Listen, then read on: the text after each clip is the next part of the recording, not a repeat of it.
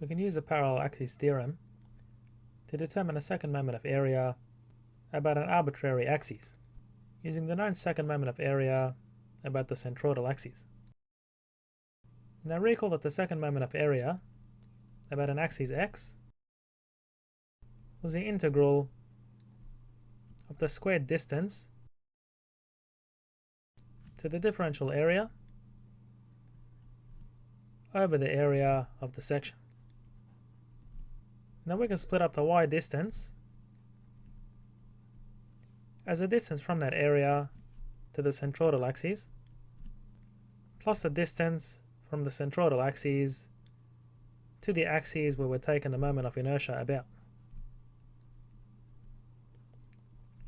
And that's integrated over the area. And now we can expand the integrand. So we have yc squared plus 2yc dcy plus dcy squared, integrated over a. And now we can split this up into multiple integrals. So we have the integral of yc squared over the area plus 2 by dcy by the integral of yc over the area. And note that dcy is constant, so we took it outside the integral. And then we have plus dcy squared taken out of the integral by the integral over the area of the section. Now this integral here is going to evaluate to 0 because you're going to have elements on both sides of the centroid where their first moments of area cancel. And therefore we're left with this integral, which is the second moment of area about the centroid, and then plus the area of the section multiplied by the squared distance between the centroidal axes and the axis that we're taking a moment of inertia about. And this here is known as the parallel axis theorem, where we can use a second moment of area about the centroid to find a second moment of area about any other axis.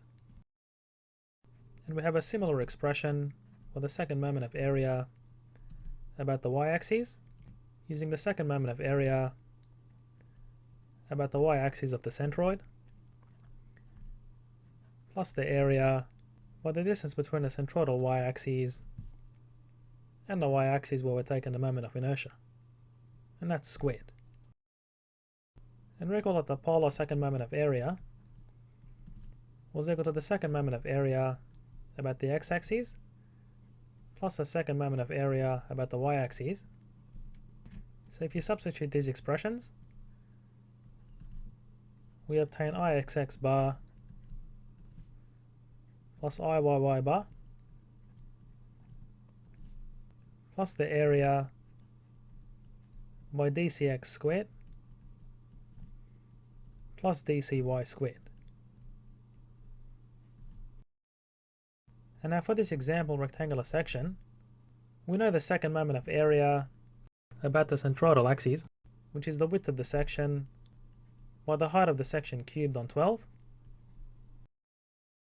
And suppose we want to find the second moment of area about this x-axis.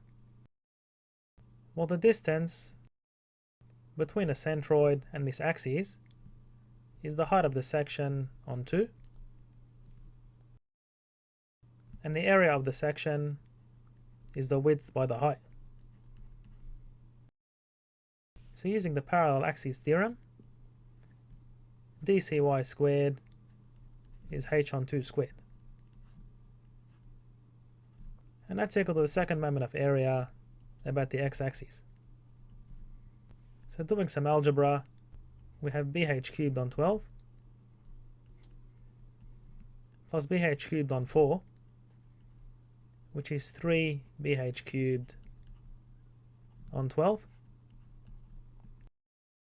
And that's equal to 4 bh cubed on 12, or bh cubed on 3.